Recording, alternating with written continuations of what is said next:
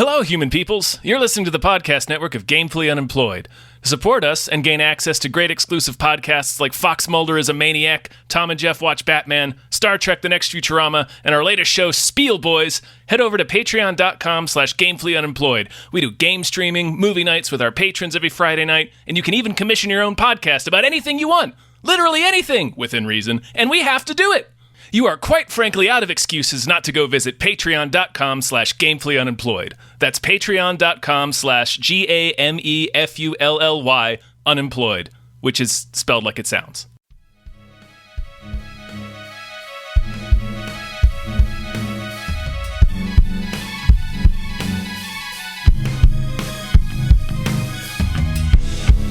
Hypecast mit Tom Reimann und David Bell.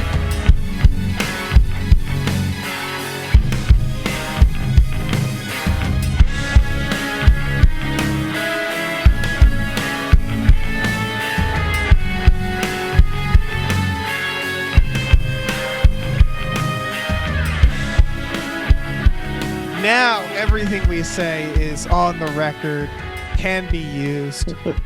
So we're gonna stop all the politics talk. Right. We actually, on Hypecast, we try to avoid it. It's tough when you're being occupied, but Yeah, it's it gets high difficulty when they're outside, when they're knocking at the door. Yeah, where you I gotta go. There's some Marines outside. I don't think they want to talk about trailers with me. I'm looking at the video podcast right now. There's a Marine in the room with David. He's just standing behind me. Just in case. Just in case. He's for my protection. Hi, everybody. Welcome. Welcome to a brand new episode of Hypecast, the show where we get hyped about stuff and things. I'm one of the co-hosts, David Bell. And I'm your other co-host, Robert Brockway, filling in for Tom, who is fleeing this burning country. That's correct. Tom's on the run. No big deal. It's fine. In a speedboat, as is his way. Always in that speedboat. Yeah. That's how he lives, one speedboat at a time. Thank you, Robert, for being here with me to talk about movies. Thanks for having me. Of course. Before we get started, anything you want to tell people? Anything you want to plug? Any what's on the horizon? What's new? I'll always plug 1-900-HOT-DOG, our last comedy site. You probably know about us, but if not, come support us, patreon.com/1-900-HOT-DOG, employing just everyone who still wants to write comedy, which dwindling list, but we're doing great. The world needs laughter, Robert.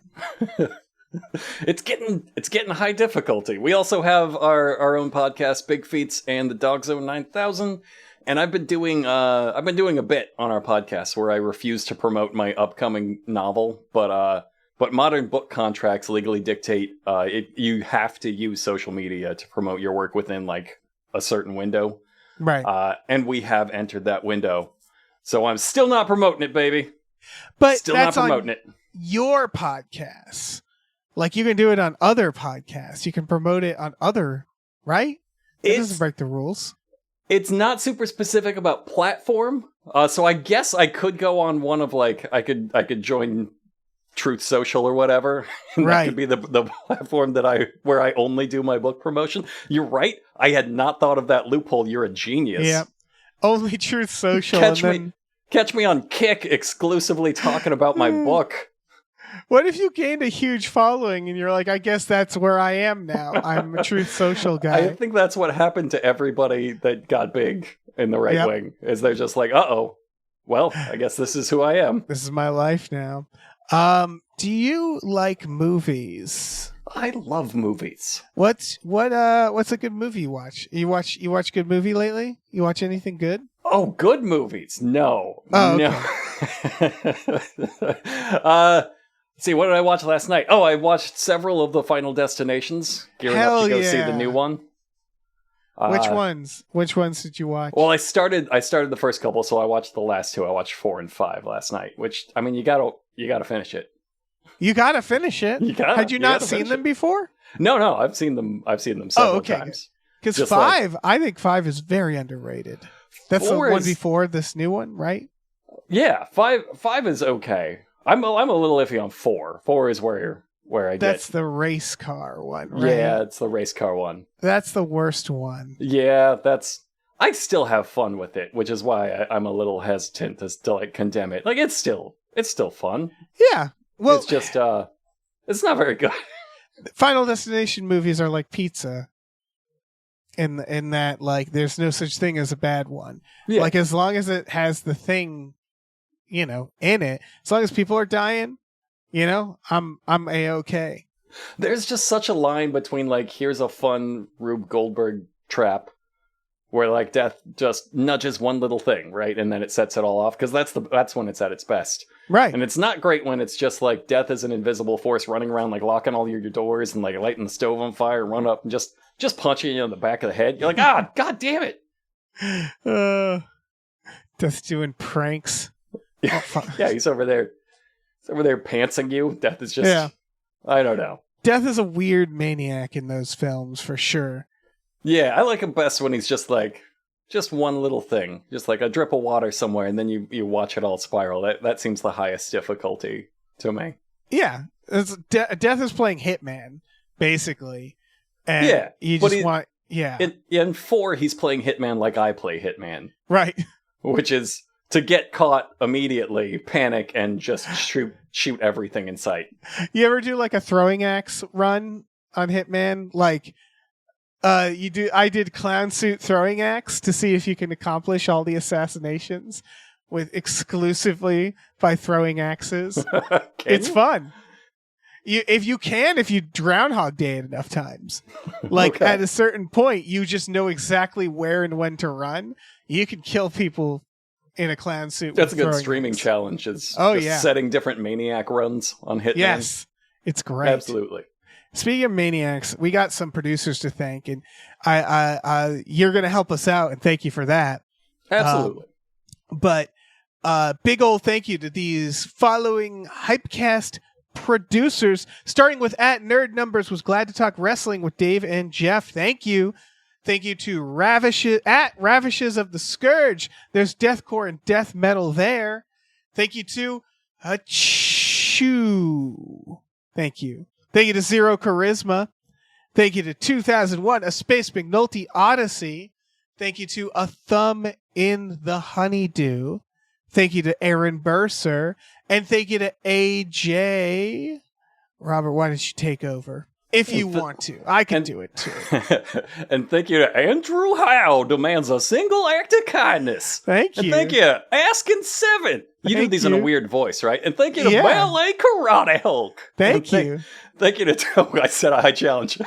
Yeah, you did. Thank you to BLT22 EWHVIS-B exclamation point. Thank you. Thank you to Bootler Boodleson. There's the easy mode. There's Yeah. the easy mode. Thank you to Brian, who Tom knows. Thank you. Thank you to Brockway, loves the meat millie. Yes, he does. And thank you to Burrito, the skankiest slut in town. Thank you. Nicely done.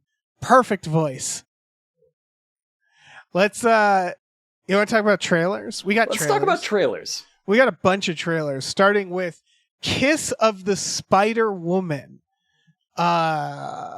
This is so I've watched. Did you know there was a film from 1985 with this name? I did not. I did Okay. not know that. Was that also a musical? That's what I'm trying to remember. This is driving me nuts. So the original had Raul Julia and William Hurt in it.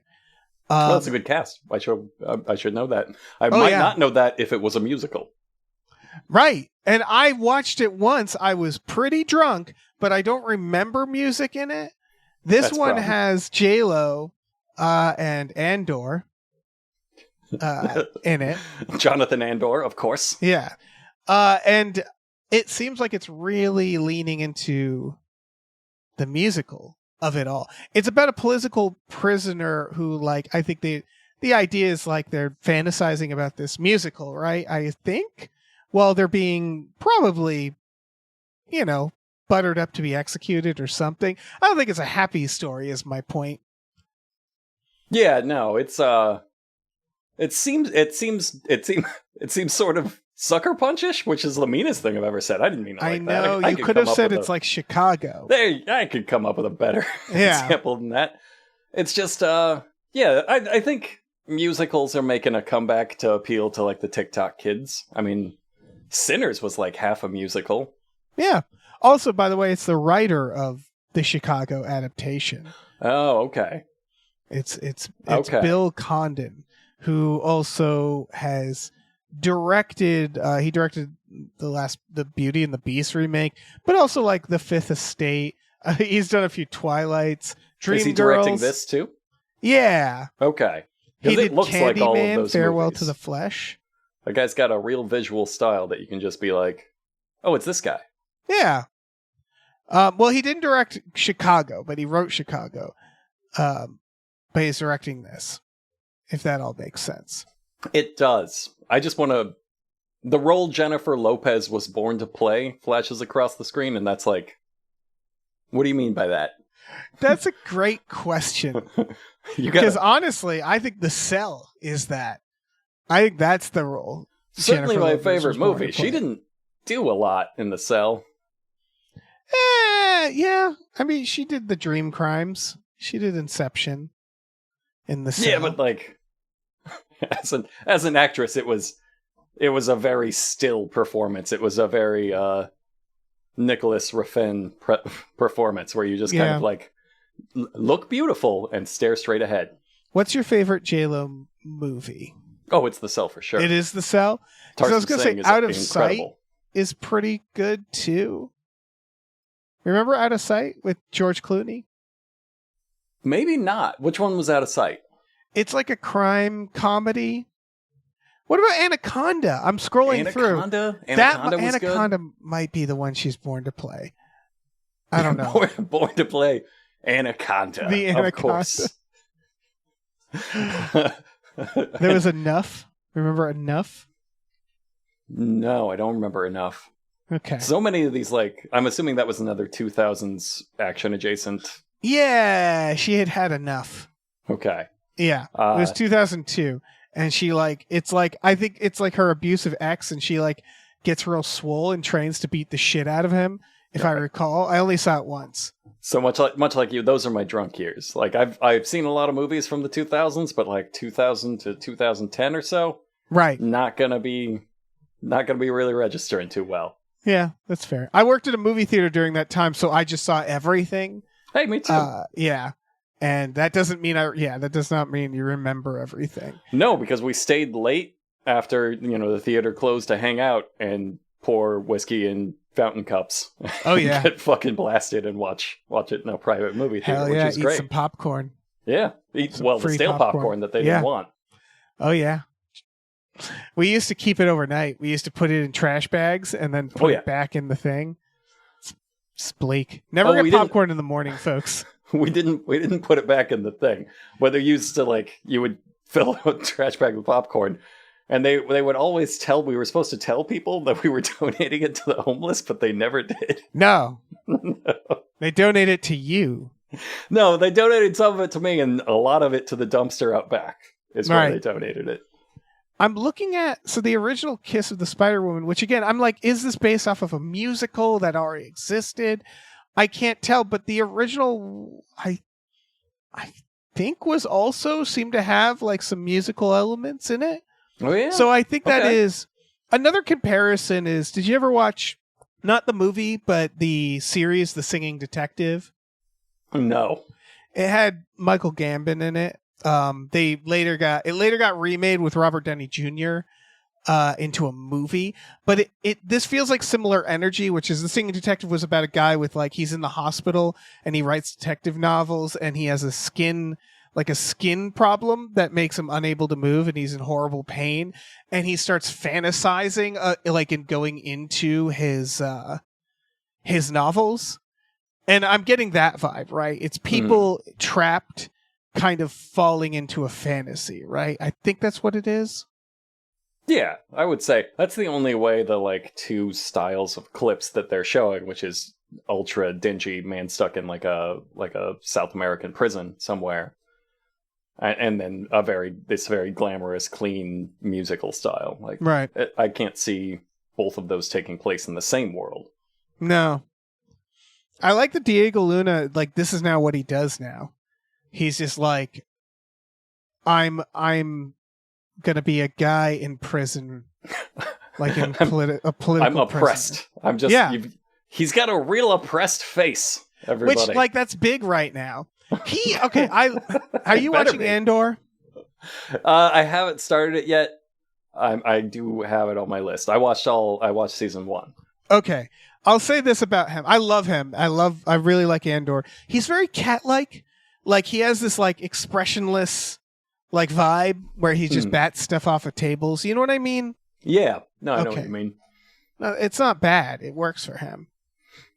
Yeah, he seems very, like, carefully absent rather than Jennifer Lopez absent. Right, exactly. It's like there's something there. He's just hiding it.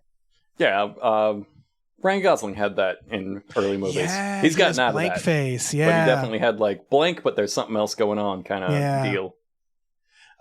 You want to talk about Eddington?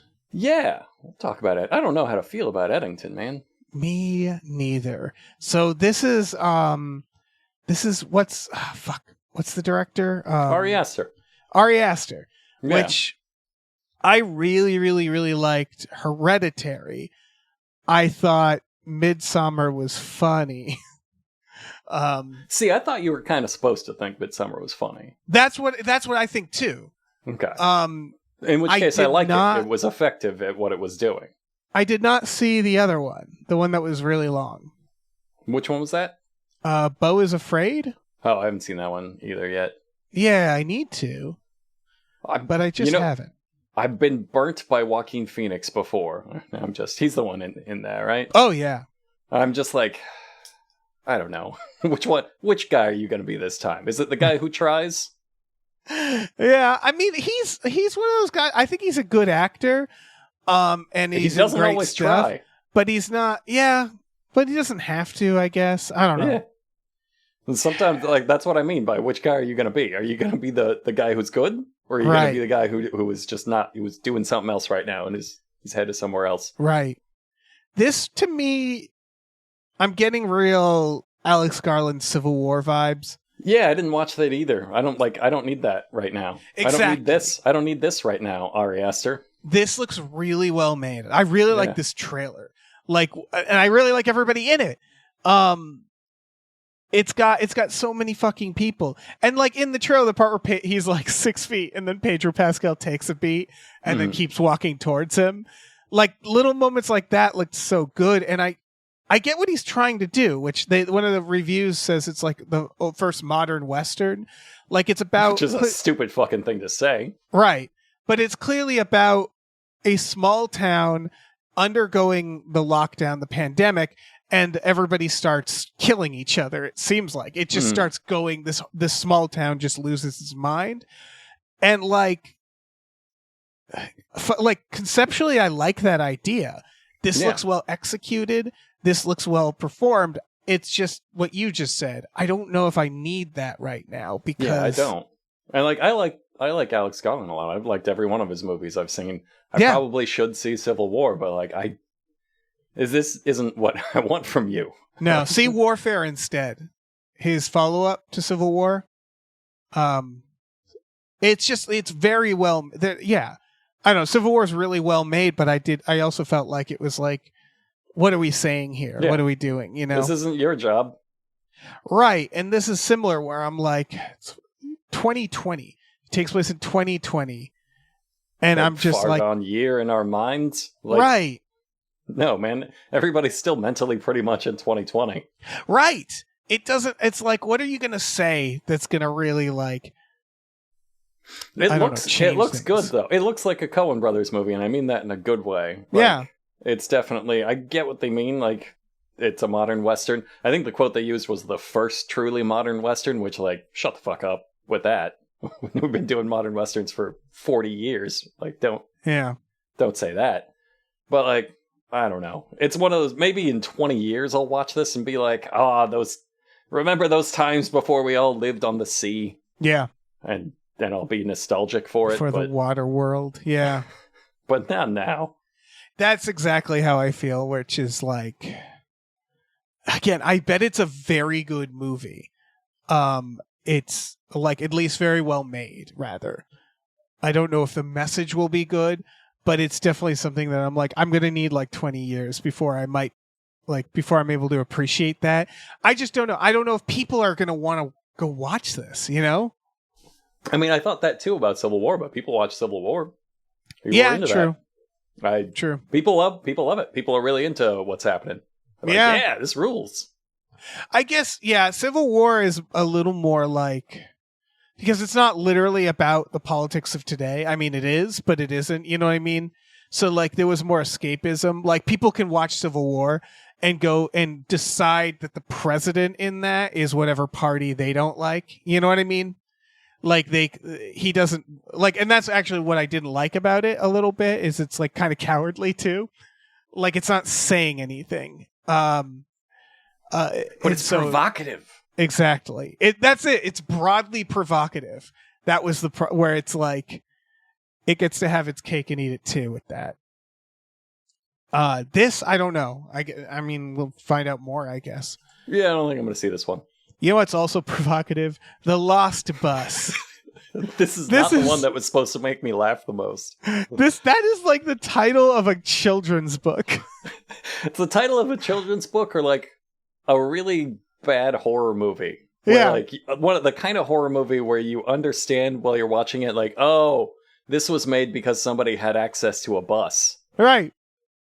Listen, it's Paul Greengrass, and I love him. I love him. He did the Captain Phillips. He did the Bournes. He did United 93. He loves this shit. He loves really serious, like one guy dealing with a problem, you know? One man against a problem. Did you laugh during the trailer? Because I laughed. Okay. Okay, here's my theory. I think this is probably going to be a much better movie than it looks like from the trailer, and the trailer really did it dirty, because there's like, it's like set up to be a joke. I don't know. Right. I don't know how to take it. We say this a lot. It feels like a 30 Rock bit, because it was like, it starts, for people who haven't seen the trailer, it starts with Matthew McConaughey driving an empty bus, presumably because he's a school bus driver, and it's a school bus. And then there's like a fire, and the radio is like, we need someone who could pick up all these school kids. And he's just like, darn it. And it's just, there's something really funny about like a guy just driving around a school bus, and the call to adventure is, boy, we sure need someone to pick up all these kids. There's one set of skills finally comes in handy. That's the bus driver. I'm really hoping he's not a school bus driver. He just has that bus, and that's how he gets around. He's just like, he's buying it to turn it into a party bus. He's like, oh, God damn it. Because, yeah, like the trailer, what's so funny is how much of that trailer is focused on him resisting the call to action. He doesn't want to pick up those kids. They're like, we got to pick up these kids, and it's just like a long shot of him looking at the empty bus and looking at his dashboard and sighing, and like, somebody really has to pick up these kids, and then he sighs some more, and like he's a big sigh, looks out the window. Matthew McConaughey, like, kind of passively talking to you. Do you want to come pick up these kids? And he's like, oh my God. Yeah. And I get it, because I don't know if you've met a lot of school bus drivers, but those are not guys with a lot of ambition. They're usually retired. Yeah. They're usually like, this is what I do until I am found dead in my house. And they're like, you need to be a hero. And it's like, I'm drunk already. I don't want to be a hero. I dropped off the last kid. Right. I'm hoping to kill myself in the crash and nobody else. Right. And then they play up this like, oh God, I don't want to do this. I want to pick up the kids. And then the last shot of the trailer is the bus just like drifting through a wall of fire. I can't wait. It's gonna be some fucking volcano-ass 90s action. Like, no I'm wonder so he didn't want to do it. They're like, nobody mentioned the kids were in the fire, like on fire right now. You just said somebody had to pick up the kids. Oh, Jesus Christ. This is why I don't answer the call. This is why I didn't want to answer the call. Yeah. God, this bus is going to get so lost. I am so fucking excited for this movie. I mean, I have a feeling it's going to be better than it looks, maybe in a worse way, but... Well, Paul Man, maybe Greengrass, great. I think he's a really good action thriller director. Yeah. This This is a premise, though. That's Yes. a premise. That's the thing, is he's not against making like schlock, and he'll make it really well, but it's still like, I don't know. Schlock is a hard word. Like United 93 is a very good movie, much like Eddington, that nobody wanted to see because they're like, I don't want to watch a 9/11 movie like right after 9/11. Yeah. And then the Captain Phillips movie is another movie that's like, oh, really? And that's another really good movie. It's really well made. He makes good movies. He just, I don't know. It's weird. He has weird taste. He has weird timing, is what he has. Yeah. But at least this isn't topical. This feels like escapism. This is like, I'm like, hell yeah. I wanna find out about this bus. Watch this it lost be bus. Watch it be like literally about the LA fires that are happening when it comes out. Yeah. Like in the future. God, yeah, you could see it. I could just see it. I don't know. It's he makes dad movies, and this is another one of those. And yeah, this is like it reads like a gag about dad movies though. Like, yeah, this is a bunch of guys with pagers that go off, going like, "Oh, got an alert for this movie. This movie Yeah. I like." Oh man, it's on Apple TV, which bums me out because I'm like, this. I want this in the theater. I want this on IMAX. Damn it! Did we mention it's Matthew McConaughey? Yeah, Okay, that's one of the funny things about it. yeah, it's perfect. Yeah, he's who you would cast in the 30 Rock gag as well. He'd be Yes! down for that. He would 100% be down for that. Speaking of, I don't even fucking know what. I can't. I have no good transition to the pickup. Speaking of cars that are not Speaking that are of bus picking like, things up, Yeah. such as children, you can also pick up money. yeah. This is Eddie Murphy, Pete Davidson, Keke Palmer. It's one of those. And what I mean by one of those is it's like a tower heist. It's like it's a broad action comedy. It's Tim Story directing, which this is what he does. He made those Fantastic Fours, not the gritty ones, the ones in 2005, but he also made Taxi. That's the movie I was trying to think of. Yeah, I did he not made- look it up, but I was like, this is exactly like that one movie. Yep. It was Taxi that I was He thinking made of. Ride Along. He made Shaft, got a the thing. 2019 one. Yeah. He's got a thing. He knows how to do it. This is so torn out of time. This is so absolutely an early to mid 2000s director action movie. Yeah. Like, The premise is it's armored truck and they get heisted. Eddie Murphy and Pete Davidson are the drivers. They tell you a lot of the story. And then we learn that like the lady that Pete Davidson like hooked up with the night before, it's a honey trap. And she's like, they're like threatening Eddie Murphy's family, right? Or they have to like help with a heist. It doesn't matter. I did think it was funny when they were like, and it's also a casino heist. You're like, oh, I thought it was enough for a movie. The first thing where they're Yeah. like, I thought it was going to be like, I don't know, the Taxi style Fury Road where it's all like a car chase or whatever. Right. But then they're like, and it's also a casino heist. Like, maybe just make the one movie. Yeah. I don't know. I have nothing against this movie. It's fine. In 2003, it would have been starring Bernie Mac and Stifler, but like, Right. it's that kind of movie where like, you just swap in whoever you need for those roles. Right. This is a script that might have been around for 20 years. It's Easily. something to watch. I will say Eddie Murphy can be our new Danny Glover. Like, I'm happy to see him. Yes and no, because I'm like, that's all right. That's the one thing that rubbed me the wrong way in this. I'm like, is he the straight man in this? Because he's Eddie Murphy. Like, I don't know. You ever rewatch Beverly Hills Cop? He is on fire in that. He did pretty good in the new one, too. I still haven't watched that. I need to. It's better than you think. He's funny. Yeah. No, Eddie Murphy's great. That's what I'm saying. Like, if he wants to I'm not sure when we all decided he has to go away. Yes. But we did for like 20 years. We're like, no, the world has had enough of Eddie Murphy. Maybe, I don't know. I don't think so. I think he's great. Maybe he just had enough money and he was like, I'm good. But yeah, I don't know. There's And now something he about doesn't. him and this being like eye-rolly and like, oh, you Pete Davidson, I'm going to react to your antics. Yeah, Pete Davidson shouldn't be the new Mel Gibson. I mean, for many reasons. I guess nobody should be the new Mel Gibson. Nobody should, but also he maybe shouldn't be occupying that role opposite. Yeah, I don't know. It's a weird. I have nothing against either of them. I have nothing against anything in this movie. I love Keke Palmer, but it just feels like a weird ingredients. You know what I mean? Where it's like, I don't know. I think it's the presence of Eddie Murphy as the straight man is what's really throwing me off. It's just the one kind of movie we definitely got enough of in the 2000s was this kind of movie. Right. Like, we almost didn't make enough of other movies just to make more of the two buddies Oh yeah. from different worlds. Not quite a buddy cop thing, but really adjacent. It's retreating back to a place of safety for the movie industry, where I'm like, no, you don't need to go back to late 90s, 2000s quite this hard. It's good for streaming. This is straight to streaming, but yeah. Remember I Spy, the remake? With Owen Wilson and Eddie Murphy? Now that's a movie. No.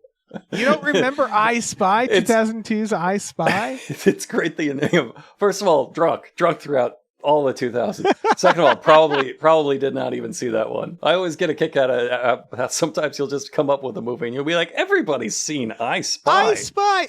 I think that's peak form Eddie Murphy. He's so good in that. He plays a boxer. A boxer. Who has to team up with Owen Wilson, who plays a spy, to go undercover together. As? A boxer. Okay. He's a famous boxer. The idea is that the CIA or whoever is like, we need to use your fame to do this mission.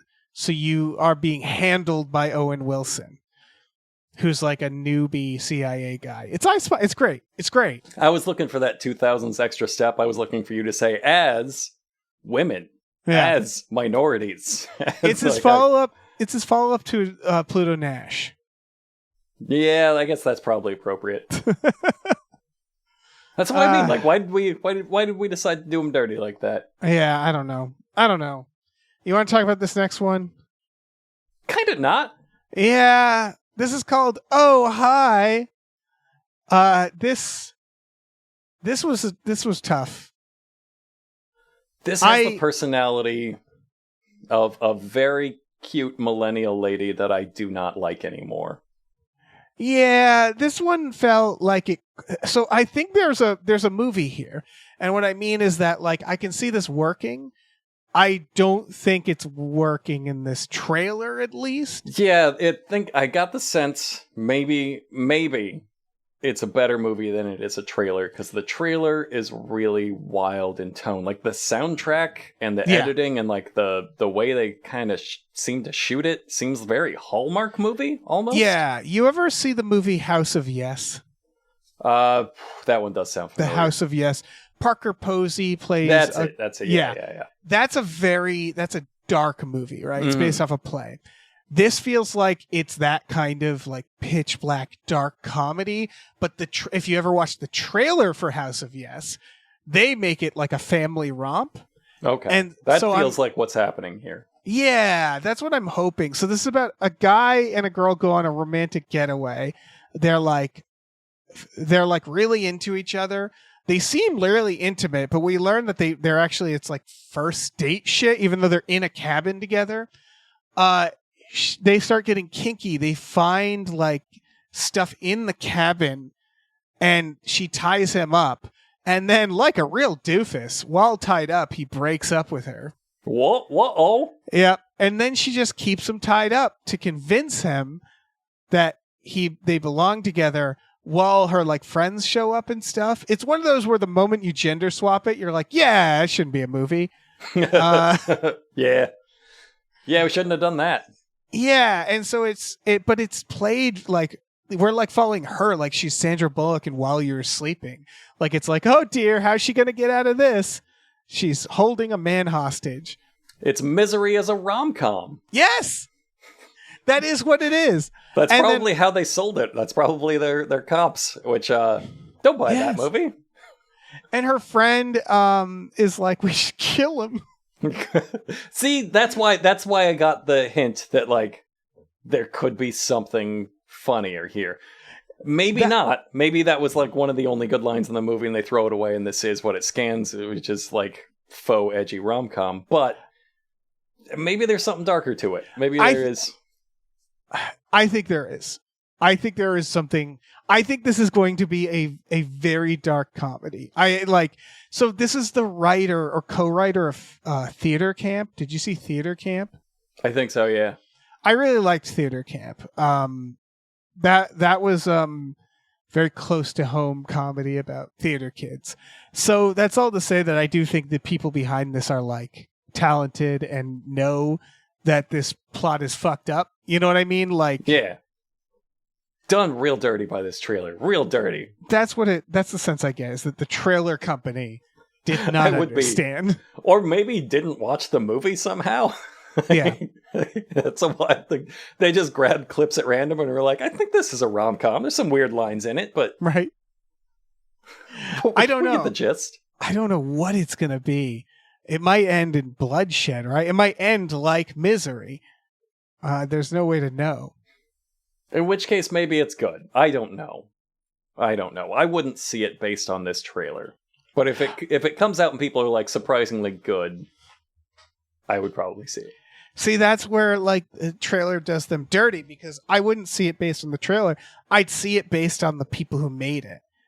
And that's what it is, where I'm like looking into it a little more. I'm like, okay, well, this looks like it's going to be, it's definitely different. It's not a heist of an armored truck. There's a few trailers that have just done their core movie dirty in this time. Like, Are we forgetting how to make trailers? Is that what's happening? There's a few. We're gonna get to one where I think the title is the title does them dirty. But this, all right. Well, this next one is Eye for an Eye, which is already a movie, but whatever. It's probably several movies, at least one Steven Seagal, surely. Yeah. This is a genre of horror. And what I mean is that the genre of horror is we can only afford a house and like a single like outfit of some like creepy outfit. Does that make sense? Mm-hmm. And that doesn't mean it's good or bad. No, some of my favorite movies are that. Yeah. It looks Dead, like maybe? there's... Yeah. Looks like there's Dream. It's Freddy Krueger. There's Dream Spookies. Yeah, this is a role reversal Freddy Krueger, where the monster is the abused child and we root for his abusers to live. Yes, I think that is what it is. Which that's fucking crazy. I don't know why you want to do that, but maybe I'll watch that. Yeah. to see how you pull that off. I mean, why not? Yeah, it's like it's a lady at the house where I'm reading synopsis too, where she this synopsis does not make any sense. She's grieving the death of her parents and moves to Florida to stay with her grandmother. And then it says she falls in with some teens. But when she sees a grisly act of violence, she finds trapped. So I don't know. I think this synopsis was written by AI. Yeah, we're forgetting how to do this. Mm-hmm. We're forgetting how to do this. It's it's sort of a role reversal Nightmare on Elm Street, sort of a Candyman kind of situation. Yeah, it's got they literally have the Elm Street shot where she's in the bathtub. Yeah. They have a couple of Elm Street shots. I think they have the shot of the house there too. Right. There's an eyeball theme, obviously. She has a dream where she's in a pool filled with eyes. It looks well made. Like it looks. I do like when they pick a specific thing for the monster. The monster isn't going to kill you. The monster wants to take your eyeballs. Yeah. Like I like it. Yeah. Just plucking eyes. I like it. It's a little something different.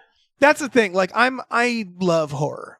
So like this is like the pickup for horror. And what I mean is that like there's so many of these where they're like we're in a spooky kind of gothic like house rustic setting, and there's some spooky thing, and it's got big long fingers, and we got a series of jump scares, and it's in your dreams, of course. Right. And that's fine. That's like my jam. I'm like, yeah, I'll watch a million of these. And the real monster is guilt. We got it. Yep. Gotcha. It's always guilt or trauma. Mm-hmm. And again, there's a million of these, and they vary in quality, and I love them all. I don't love them all. I love the A+ ones. Yeah. And I love the FDs. And, right. And maybe like the C minuses. But like when you get to the B minuses and around there, those are just no. Like if there's a level of competence where it's just not interesting. Did you see The Witch in the Window? Probably. I've seen almost every horror movie to the point where I don't really remember them. That's one that goes above and beyond. Like there's that's one where like personally I thought it went above and beyond. But it fucking blends in with everything. It's one of those where it's like you'd never from the title, from the poster, you'd never pick it out of a crowd. But I thought it was quite good. And again, it's people in a house, and there's a spooky there. It doesn't help that title is just so many horror titles are just like horror terms mashed together. Yeah. There's witches, there's windows, there's blacks, there's doors. Yep. Yeah. No, horror is like one of the laziest genres, and I love it. I love every single one. So yeah, eye for an eye. Not an eye for an eye, right? That's the difference between this and... That's the Seagal movie. Yeah. It's a Seagal movie? No, it just sounds like one. Hold on. I'm assuming he's a blind man. Wait, that's not a Seagal role. He's a blind black man who used to play the blues. That's a Seagal role. So it is a Chuck Norris film. You were close. Pretty close. An man. eye for an eye, but I wasn't even thinking of that one. There's also Eye for an Eye, 1996's with Sally Field and Kiefer Sutherland, where a lady takes justice into her own hands, obviously. If that's all there is for movies named Eye for an Eye, like I feel like there are 200 movies named Eye for an Eye. Yeah, there's got to be. Eye for an Eye. There's Red Eye. That doesn't count. Eye for an Eye. Oh, there's one from 2019. There you go. Let's see. I don't know anybody in this. God, it's another revenge one. Of course, it's a revenge. Of course they are. At Obviously least this isn't. Yeah, this isn't exactly. This is a revenge one. It is revenge. It is a revenge one. It's the abused child getting revenge on his abusers. Only you root for the abusers, which that's pretty interesting. That's a way to go. That's a way to go. It's like I want to do Nightmare on Elm Street, except the kid is the villain, and we root for the pedophile. Right.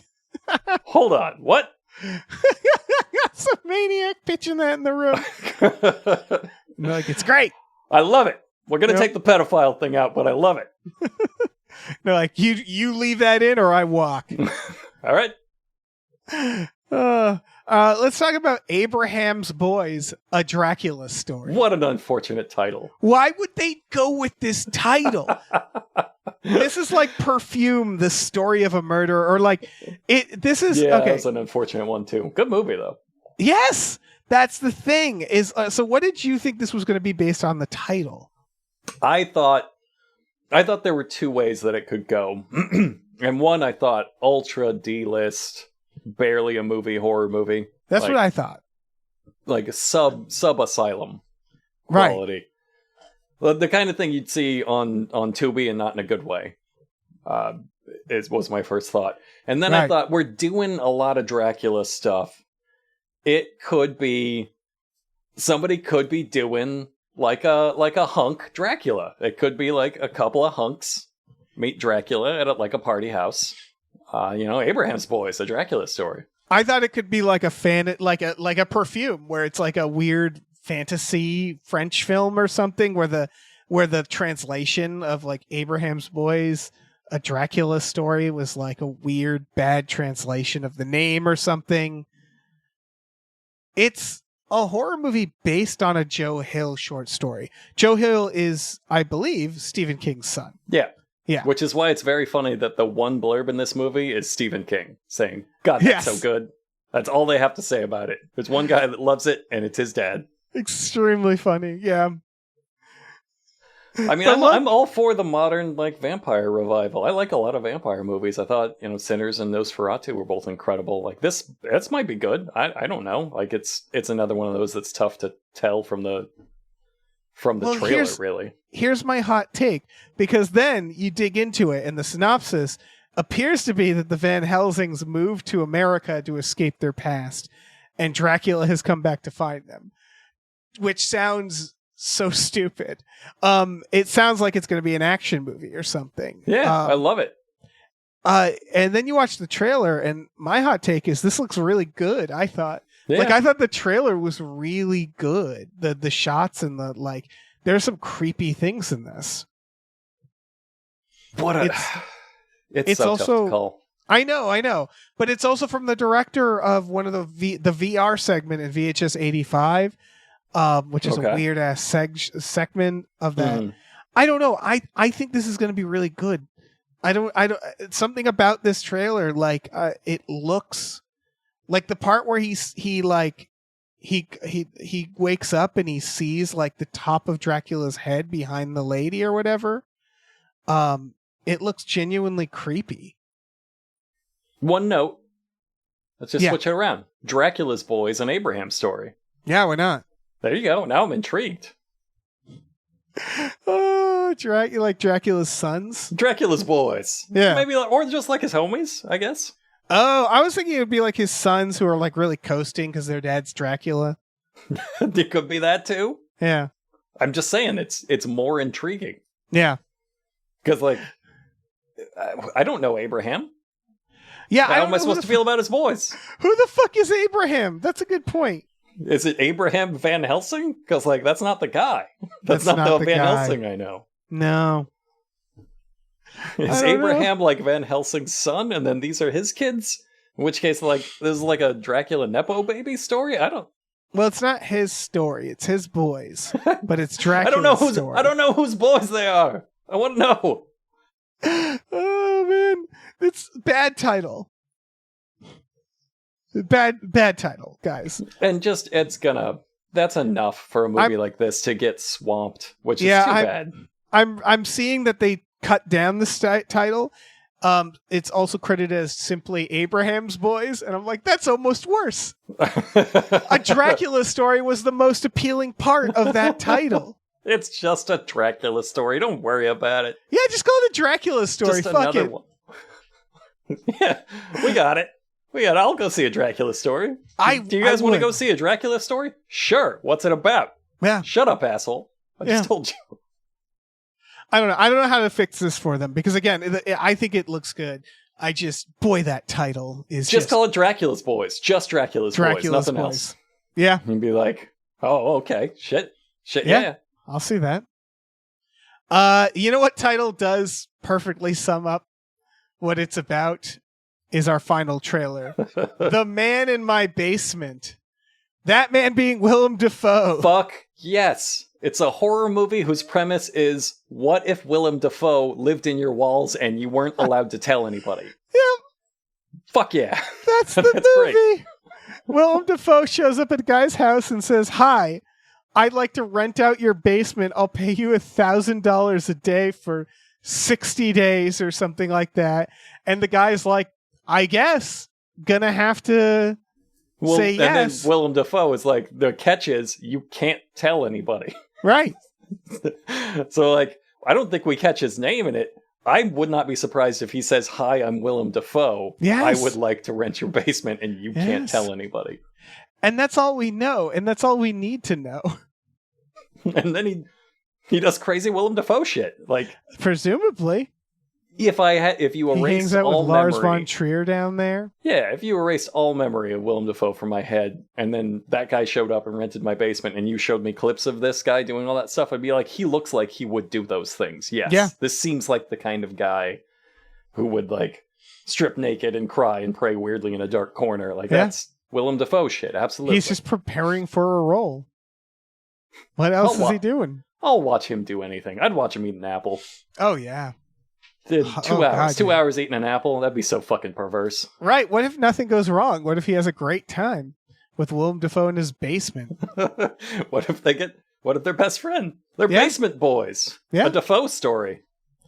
I don't know. I'm so excited for this. Yeah, I love the premise. There's a creepy guy living in my basement and I'm not allowed to tell anybody. All right. Let's go. On board. Let's fucking go. What? Oh my God. This is going to be on Hulu. Hulu. You know what? Hulu's been doing good. Yeah? Hulu's been doing good lately. Man, I don't know. I don't know what else to say about this, so I guess we can move on. I'm just blown away. Like, I can't wait for whatever this is. When is this coming out? More movies should just be, you know what? I got Willem Dafoe. Let's see what he does. Yeah. Like, I cast Willem Dafoe. I don't have anything. He's on a boat. We're going to see what happens. Let's just see where this goes. All right, just no release director date. on set all, shh. Just let him cook. Don't interfere. Just let him cook. That's how they made The Lighthouse. Yeah. That's what I'm saying. Yeah. The whole movie just improvised. Just Robert Pattinson, Willem Dafoe. just desperately trying to react to Willem Dafoe's energy. Yeah. Every time they cut, he's like, I'm really scared in there. I don't know what's happening. Well, that's trailers. Let's do some news stories, but first we have to thank some more producers. I will start. Big old thank you to By Jason Parge's highly controversial new book, I'm Starting to Worry About This Black Box of Doom, out now. Hi, Jason. Thank you to Chester's Prophet. Thank you to Christopher Robert Sparks Esquire. Thank you to Dan Hackroyd. Thank you to Dave. I'm back in solidarity. Let's burn this hell down together. Rough. Yes, let's. Thank you to David Knife Boot Henson. Thank you to Deborah's Awesome Barbara is Great and Cancer Can Go to Hell. Thank you to Dr. Slaphammer has seen the Minecraft movie 17 times. The number is going up. Thank you to Driftless Thinks He Can Dance Like Baryshnikov up Mount Everest. And thank you to Exploding Runes. Thank you. Thank you. Thank you. Thank you to Funky J mostly comes out at night. Mostly. Thank you. Heathcliff's Helping Handfuls. Thank you. Mm-hmm. Thank you. Highlander likes the way Tom says. Pretty sweet. Thank you. Thank you, Ombre. Thank you. Thank you, Impossible Worlds. We have your Swaim and we'll release him for the cost of your subscription. Mwahaha! Thank you. Thank you, Joe Man, the Annoying Skeleton. Thank you. Thank you, Lieutenant Frank Drebin, Police Squad. Mm-hmm. Mm-hmm. Thank you, Look Ma, I'm on a podcast. Thank you. Thank you, Mackenzie, Fuck Shuffling with Willem Dafoe's confusingly large dick chill. In the basement, no less. That's what I'm saying. Big dick goofing. Just big dick goofing down there. Thanks, Mike the Lurker. Thank you. And thank you to Norm from Cheers. Thank you. All right. We got news stories. Starting with the fact that Warner Brothers Discovery is splitting up into Warner Brothers and Discovery. So, like, just nothing mattered. Everything they did. They were on the run from a creditor, right? I don't know, man. This is something my grifter mother did when I was a child. Like, they had big ideas, and they were all bad ideas. They're constantly, the only time I hear about Warner Brothers, it's like they're in some sort of scam that seems like it should be beneath them. Yes. It really does. It feels like one day they're just going to lose all their money to a crypto scam. Like they're just gonna come back as Warner Brothers, with like wearing a mustache, and like, we don't know who that was. That other studio. It seems like there's just something. It's now splitting up. There's going to be the TV side, which is Discovery, and the Warner Brothers, which is the movie side. Mm-hmm. Zaslav will continue to do the movie side. I do not know the fate of Mountain Monsters based off this, but I imagine it won't be on HBO anymore. I don't know. Well, they erased the first 2 seasons, so they're I know erasing they them under did. our feet as we go. So I think maybe this is why there's like maybe Warner Brothers is breaking up and neither wants to take custody. Right. I think a lot of studios didn't know what to do with streaming, but I think Warner Brothers really didn't know, because I think their movie side, I think Warner Brothers is really going through some stuff. When you think about what the 2000s were for them, they had all the Harry Potters. They had, I think, The Matrix. They were on top of the world. They had the Batmans. They're DC. They had the Nolan Batmans. And then once the 2010s hit, it all kind of went away for them, and they never really figured out how to recover.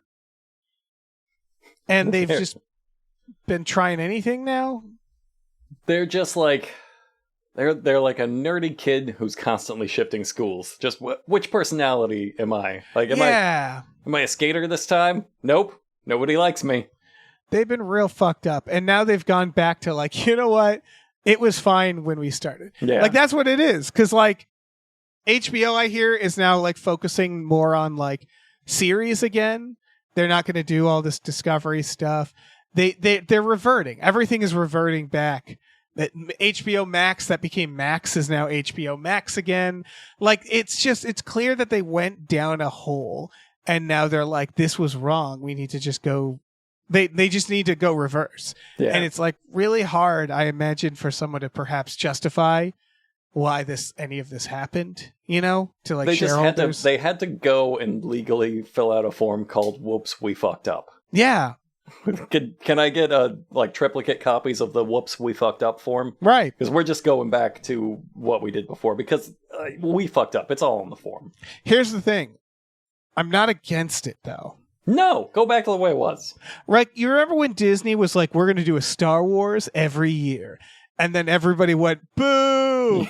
And then the movie sucked and they went, you know what? We're going to take a moment. We're going to stop and regroup and say, oops. And I'm like, yeah. Give me that form, baby. Yeah. Fill out the form. Fill out the form. Stamp it. Gotta fill it out a lot these days. Because they're right to do this reversal. Everybody knew they shouldn't have done this stuff. No, Warner Brothers, fine. Just fine. HBO Max kicks ass. Great. Discovery, keep doing what you're doing. You got Mountain Monsters. Exactly. But you don't need to merge together and try to, like, I don't know, be this other big thing. That's not a single audience you're courting there. No, it really isn't. So, yeah, good. Good. I like it when companies split up too. That's good. More news. Mel Brooks officially announced Spaceballs 2, which we knew was happening for a little while. I did not know that. Oh, yeah. I learned that today. That was disappointing. 2027. I mean, they make a good case for it. Did you watch the video? No, I didn't watch the video. I just read the announcement. The video is the Spaceballs, the Star Wars intro, and it's just listing every reboot and remake that's been made recently. And they're like, so why not Spaceballs 2? Because who's going to do it? Who is it? I didn't look that up. It's Josh Gad, which, when you think about it, kind of works. Okay. Yeah. He's got that. That shut me up real quick. Yeah. I'm not a huge Josh Gad fan, but I'm like, when I thought about it, I'm like, yeah, I can see he wrote it. And I assume he'll be in it. The point for point same reaction as the Naked Gun. And I was like, who's going to do it? And then somebody was like, Liam Neeson. I'm like, oh, all right. Exactly.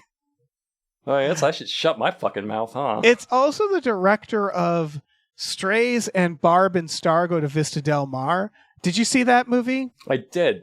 Yeah. I'm split. It had moments. It was better than I heard it was. Yes, I thought it was good. I thought it was weird. I like weird. It's all to say that I'm like, I can see that director doing a Spaceball. Like it just, if you're gonna make Spaceballs 2, like you said, it's like the Naked Gun one, where you're like, because it's the Lonely Island people doing the Naked Gun one, and I'm like, yeah, if you're gonna make one, it's just. My instinct is to be so standoffish about it. Like, who's gonna do it? And then you hear and you're like, all right. Thank you for answering my question. Here's the thing that's nuts. Apparently, so Keke Palmer is going to be in it because she's in everything now, which is great. They are stating that Bill Pullman will be in it because, of course, but they are also stating that Rick Moranis will be in it. And I'm like, will he? That would be a miracle. Yeah, like if he's doing a Ke Huy Quan. Yeah, we're getting Moranis back for Spaceballs 2. I'll take Moranis back. Oh yeah, he doesn't. I mean, he seemed pretty content to be retired. Yeah, but if he wants to come back. To be first, who has ill will towards Rick Moranis? It's like, I love it. You know they've been begging him to be in a Ghostbusters, and he's like, "No thanks. I'm holding out for Spaceballs 2," and he was right. He was right to do that. He was right to do that. Final news story: Robert Eggers is making a Christmas Carol with Willem Dafoe as Scrooge. Yeah, I know what I said. I stand by it. It's like somebody set out to test me for what I said earlier about I'll watch Willem Dafoe do anything. They're like, oh yeah how about a Christmas Carol? Did you have you read A Christmas Carol, like the original? Yeah, it was a long time ago though. It's all to say that it is like a Robert Eggers project. Yeah. It's dark. It's a very period. It's not, it's not the movie adaptation that we all go to. He's going to Nosferatu this. He's going to make it bleak. And I liked Nosferatu more than most people. Oh, I really liked it. Yeah, I really liked it. A lot of people were ambivalent about it, but I think my only problem with Robert Eggers was I like everything about how he makes a movie except his original stories. Oh, okay. I don't really get the point of them. Like, I don't think they land. I pick up everything he puts down. I love it all. I love his vibes. He's so good. He's such a good director. His shots, and you can just like feel his personality. You can instantly like, you see a still, you're like, boom, that's Robert Eggers. I'm into it. I want to see that shit. I never like really connect with his original stories. They just find them like kind of floundering and pointless at the end of it. And I was really happy when he did Nosferatu because I'm like, there you go. Like he's a good writer too. So you get to write the thing. Yeah. You get to do all of your research. You get to put it together, but it's not like the core structure of the story is something pre-existing that I know it will come together. And it did. And like, yeah, do it again. Do it again with Christmas Carol. Hell yeah. It's such a weird, like, I want to know how this came together. I assume after Nosferatu, they're like, pick something. And here's like A Christmas Carol. And they're like, really? All right. Like, because it is one where the moment you hear it, you're like, really? And then you think about it a little harder and you're like, oh, yeah, absolutely.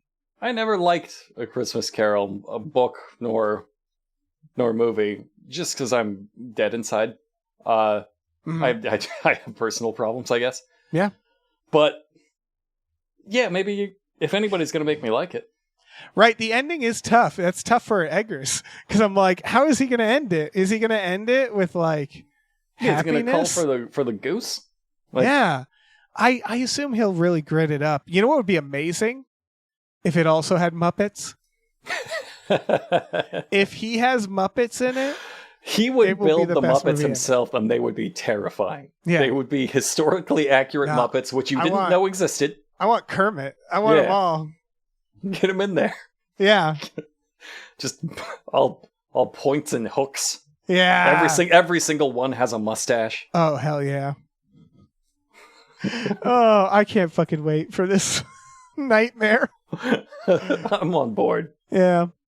Well, that's it for news stories, and we have some more producers to thank, which I will thank starting right now using my voice to thank Norm from Cheers' undying love for Ridley Scott's Kingdom of Heaven. Thank you. Thank you to, oh shit, it's Candyman. Thank you to Numino Ultramicroscopic Silicovolcanoconiosis Anti-Disestablishmentarianism Jones. Thanks for not giving me that one. Yeah. Thank you to Psychic Bigfoot. It's true. Thank you to Pumpkin Spiced Ed Nug. Thank you to Rev MD. Thank you to Ricky Cilantro. Thank you to Robert. Thank you to Rosemary's Baby from Eraserhead. Thank you to Ryan the Silly Money Goose. Thank you to Screaming Horse Pyramid. And thank you to Sorry Cop, world's most laughable centrist. I'll jump in. Thank you to Steven. Thank you. Thanks for the easy one. You got the hard one. Yeah. Thanks to the conveniently placed self-destruct button on the top of every baby's head. Thank you. Thanks to the Midnight Patron. What patrons at midnight? Thank you. Thank you, the Oatmeal Savage. Thank you. Thank you, the Tubi Terror Bunny. Thinks you could use more Rutger Hauer in your media diet. Thanks. Absolutely. Absolutely. Yeah. Thank you to these 7Bs. Thank you. Thank you to Tiger Drawers Pratt Thompson. Raindrops keep falling on my head. Thank you. Thank you to Tip Drizzle. Yes. Thank you to Tux. Thanks. Thanks, Vincent. Thank you. Thank you to Will Rhymes with Bill or Bill Rhymes with Will. Thank you. And finally, a very kind and heartfelt thank you to your mom. Thanks. Thanks, Mom. Whew. All right. Robert, would you like to hear about a movie that deserves more hype? No. Oh, well, that's a shame because you gotta. That's our show, everybody. I have a question for you. Have you seen The Greasy Strangler? I tried watching it. It was not for me. It's not for many people. Yeah. Did you see An Evening with Beverly Loughlin? No, I did not go pursue this man's other movies. I was not stirred to seek out his other work by The Greasy Strangler. Yeah, so if people know where this is heading, The Greasy Strangler is a movie that is perhaps hard to watch, but directed by Jim Hosking, who also wrote it, and now he has a new movie. The movie is called Ebony and Ivory. It is hitting theaters August 8th.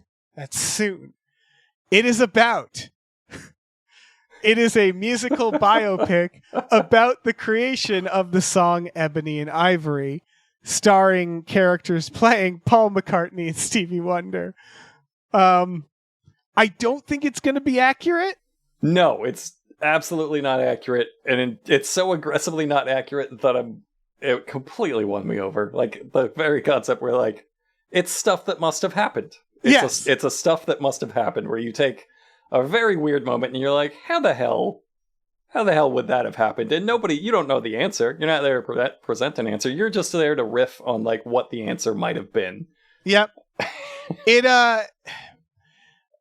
So, like, just for people if you haven't seen Beverly Loughlin, Greasy Strangler isn't everything meaning, like, that his follow-up is not gross.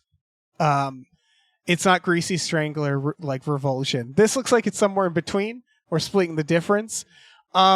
This movie is multiple reviews call it a practical joke.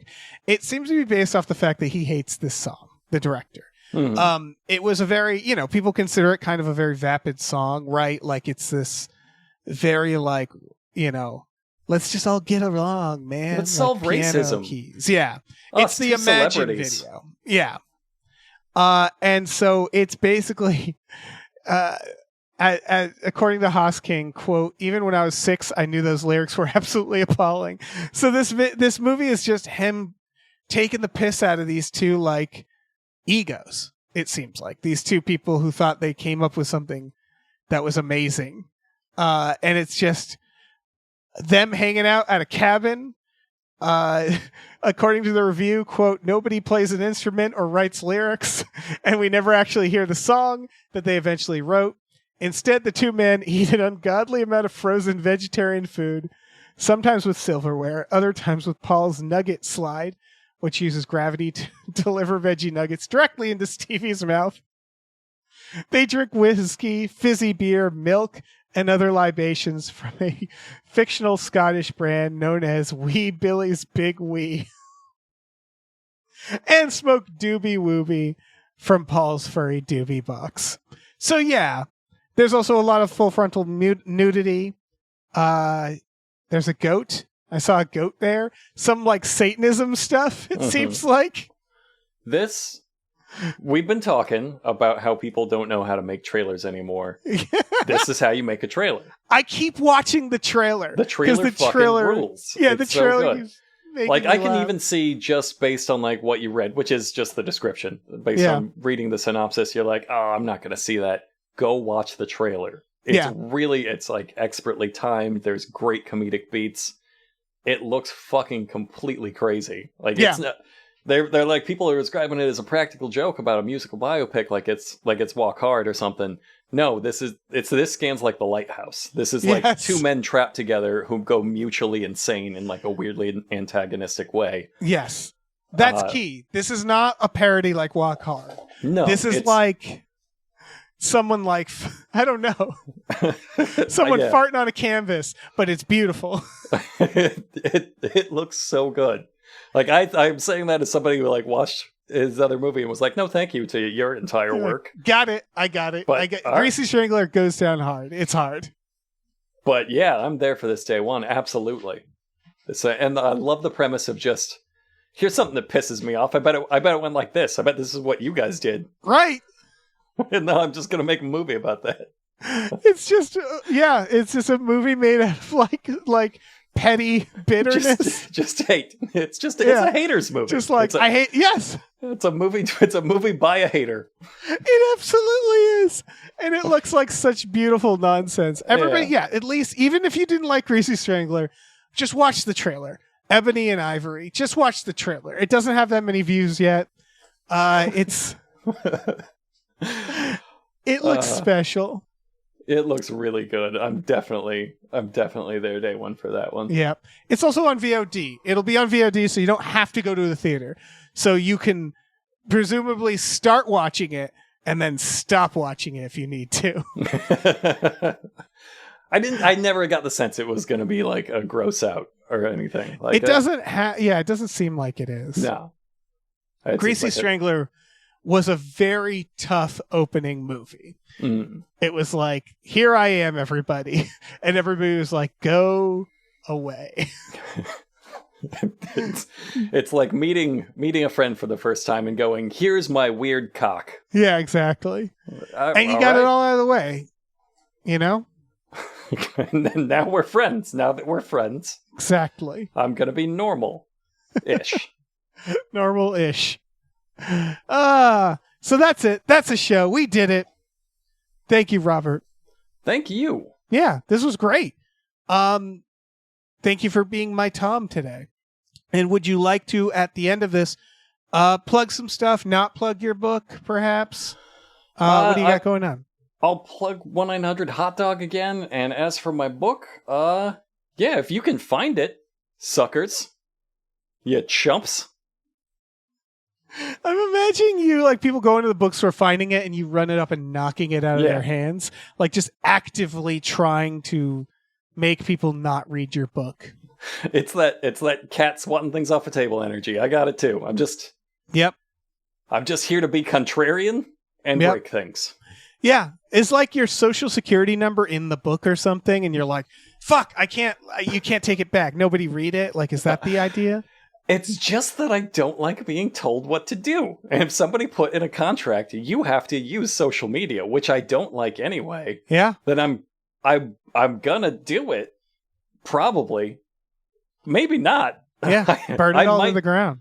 I might be unkillable. Like, I'm tempted to find out. Like, this is my unbreakable moment. I'm here to think, what if I am unbreakable? Yeah. What, like, legally speaking, what if I'm unbreakable and I've just never known it? You might be. There's only one way to find out. Nobody sued me. Yeah. Nobody sued me this far in my life. And I'm me. Yeah. So I'm here to say, I might be unsuable. What do you think, lawyers? Let's find out, folks. Let's find out together. Well, thank you. I'm going to plug patreon.com/gamefullyunemployed. Go on there. Exclusive podcasts. You know, everything, check it out. It's great. You'll have a great time. We have movie nights every Friday, including tonight, which is Friday the 13th. What will we watch? Only one way to find out. You know, you got to do it. Do it. Like how many of our plugs these days are just like, you know what it is. Yeah, it's the same thing we've been saying. Nothing new. It's been like 8 years. Just go do it. Just go do it. If you haven't done it yet, do it. What's wrong with you? Yeah, Jesus. All right. Well, say goodbye. Bye, everybody. Hey, listen, our music is produced by Chris Corlew. You can find him on twitter.com as The Corlew, or go to shipwreckedsailor.bandcamp.com. Our channel artwork is produced by Michael Vincent Bramley. For more of his work, go to mvbramley.art. Our episode artwork is by Justin Brown, available on Twitter as Justin T. Brown or at artistbyjustinbrown.com. And finally, additional artwork is by Starlene Hodge. You can find her work at starlenearts.com or on Twitter as StarleneX. Cool. Goodbye.